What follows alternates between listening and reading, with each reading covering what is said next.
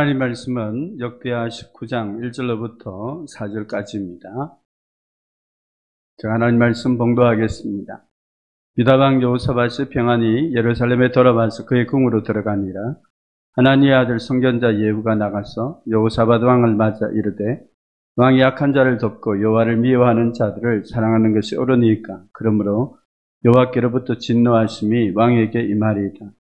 그러나 왕에게 선한 일도 있으니 이는 왕이 아세라 목상들을 이 땅에서 없애고 마음을 기울여 하나님을 찾음이니이다 하였더라. 여호사밧이 예루살렘에 살더니 다시 나가서 브엘세바에서부터 에브라임 산지까지 민간에 두루 다니며 그들의 조상들의 하나님 여호와께로 돌아오게 하고. 오늘 본문을 통해 우리에게 주시는 영적 교훈이 무엇인지 함께 살펴보기를 원합니다. 1절 말씀을 보겠습니다. 유다왕 여호사밧이 평안히 예루살렘에 돌아왔다고 기록하고 있습니다. 이스라엘 왕 아합과 연합하여 아람과의 전쟁에서 참여했다가 아합은 죽고 전쟁에서 패했습니다. 그 후 여호사밧은 평안히 예루살렘에 돌아오게 되었습니다. 여기 평안이라는 단어는 전쟁에서 죽지 않고 안전하게 예루살렘에 돌아오게 되었음을 뜻합니다. 여기에는 하나님의 도우심과 역사가 있었습니다. 여호사밧은 아람 군대 지휘관들의 집중 공격으로 죽음의 위기에 처하게 되었습니다. 그 위기 가운데 여호사밧은 하나님의 도우심을 구하며 간절히 기도하였고, 그 기도에 응답해 주셔서 하나님의 도우심과 역사로 위기에서 벗어나게 되었고 평안히 예루살렘에 돌아오게 되었습니다. 그때 하나님께서 행하신 일이 있습니다. 무엇인지 2절 말씀을 보겠습니다. 하나님의 아들 선견자 예후가 나가서 여호사밧 왕을 맞아 이르되, 왕이 악한 자를 돕고 여호와를 미워하는 자들을 사랑하는 것이 옳으니까. 그러므로 여호와께로부터 진노하심이 왕에게 임할 것이라고 하나님의 말씀을 전했습니다. 여호사밧에게 주신 하나님의 말씀은 두 가지입니다. 첫 번째는 왕이 악한 자를 돕고 여호와를 미워하는 자들을 사랑하는 것이 옳으냐고, 여호사밧이 아방을 돕고 그와 함께 전쟁에 참여한 것이 잘못이라고 책망하셨습니다. 아방을 가리켜 하나님께서는 악한 자, 여호와를 미워하는 자라고 말씀하십니다.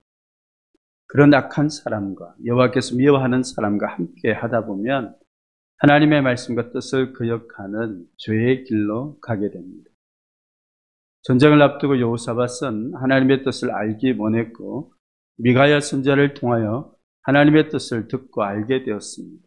하지만 하나님의 뜻과 말씀을 무시하고 거역하는 아방과 함께 전쟁에 참여하게 되었습니다. 하나님의 뜻과 말씀을 무시하고 거역하는 죄인의 길로 함께 가게 되었음을 알 수 있습니다. 그러므로 성경은 우리에게 이렇게 권면합니다. 고린도후서 6장 14절 이하의 말씀을 소개해 드립니다. 너희는 믿지 않는 자와 멍에를 함께 매지 말라. 의와 불법이 어찌 함께하며 빛과 어둠이 어찌 사귀며 하나님의 성전과 우상이 어찌 일치되겠느냐라고 말씀하십니다. 이 말씀에 비추어 아방은 하나님을 믿지 않는 자이고 또 불법의 사람이고 영적으로 어둠에 속한 사람이고 우상을 섬기는 사람입니다. 이에 반하여 여호사밧은 여호와를 경외하는 믿음의 사람이고 의의 사람, 빛에 속한 사람, 또 하나님을 예배하는 그러한 사람입니다. 이 둘이 어떻게 함께 할 수 있습니까? 우리의 신앙과 삶이 하나님의 말씀과 뜻을 따라 거룩하게, 진실하게, 신실하게 살아가려면 함께 삶을 나누고 교제하는 사람들이 누군지, 어떤 사람들인지 점검해 보아야 합니다.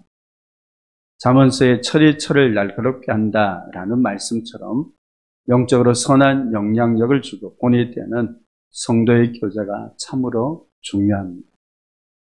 여호사밧은 왜 하나님께서 악한 자라고 여호와를 미워하는 자라고 평가하시는 아방과 함께 하게 되었을까요? 이에 관해 역대하 18장 1절 말씀을 보겠습니다. 여호사밧이 아합 가문과 혼인함으로 인척관계를 맺었다고 기록하고 있습니다.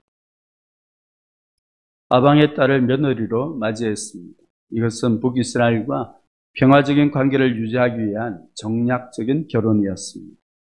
이것이 당장에는 유익이 되겠지만 그로 인해 초래된 결과는 엄청남을 보게 됩니다. 이에 관해 하나님의 말씀을 다시 한번 확인해 보겠습니다. 2절 말씀입니다. 왕이 약한 자를 돕고 여호와를 미워하는 자들을 사랑하는 것이 옳으니까 그러므로 여호와께로부터 진노하심이 왕에게 임할 것이라고 말씀하십니다. 악한 아방과 함께 멍에를 메고 교제한 것이 하나님의 진노하심이라는 결과를 초래했습니다. 하나님의 진노하심이 여호사밧 당시에는 나타나지 않았습니다. 하지만 여호사밧의 손주 아하시야 왕은 하나님께서 아합 가문을 진멸하실 때 아합 가문과 교제하러 북이스라엘을 방문했다가 그곳에서 죽게 되었습니다. 그 여호사밧이 며느리로 맞이했던 아방의 딸 아달랴는 유다의 모든 왕자를 죽이고 왕위에 오르므로 하나님께서 다윗에게 주셨던 내 왕위가 영원히 경고하리라는 약속이 깨어질 위기에 처하게 되었습니다. 악한 자와 함께 멍에를 메고 가까이 한 것이 얼마나 엄청난 결과를 초래했는지 알 수 있습니다. 오늘 본문을 통해 우리에게 주시는 두 번째 영적 교훈이 있습니다. 하나님의 말씀을 들은 후 여호사밧이 보였던 반응입니다.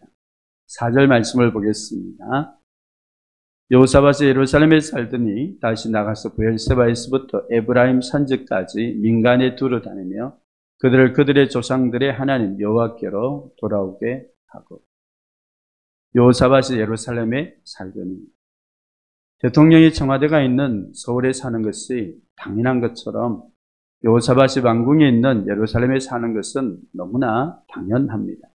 그런데 왜 여호사밧이 예루살렘에 살았다고 기록할까요? 하나님의 말씀을 들은 후 여호사밧의 삶에 일어난 변화입니다. 아방과 교제하기 위하여 북이스라엘을 자주 방문했는데 더 이상 북이스라엘을 방문하지 않고 예루살렘에 머물렀던 것입니다. 아방이 아람과의 전쟁에서 죽었기 때문이기도 하지만 더 중요한 사실은 여호사밧이 하나님께서 믿지 않는 자와 멍에를 메고 함께 교제하고 가까이 하는 것을 기뻐하지 않음을 알고 그런 관계들을 끊어버리고 영적으로 근신하며 거룩한 신앙과 삶에 힘썼음을 보여줍니다. 그것이 어떤 모습으로 나타났는지 4절 말씀을 다시 한번 보겠습니다. 브엘세바에서부터 에브라임 산지까지 민간에 두루 다니며 백성들로 하여금 여호와께로 돌아오게 했습니다.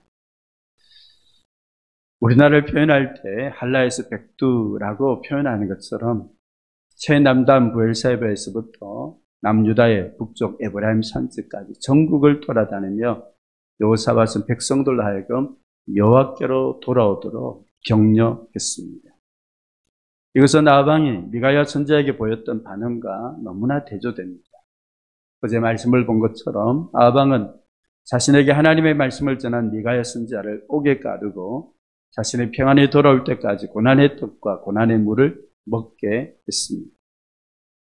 우리의 신앙과 삶은 하나님의 말씀 앞에 어떤 반응, 어떤 자세를 갖느냐가 참 중요합니다. 이에 관해 예수님께서도 씨 뿌리는 비유를 통해 강조하셨습니다. 좋은 땅에 있다는 것은 착하고 좋은 마음으로 말씀을 듣고 지키어 인내로 결신하는 자라고 말씀합니다.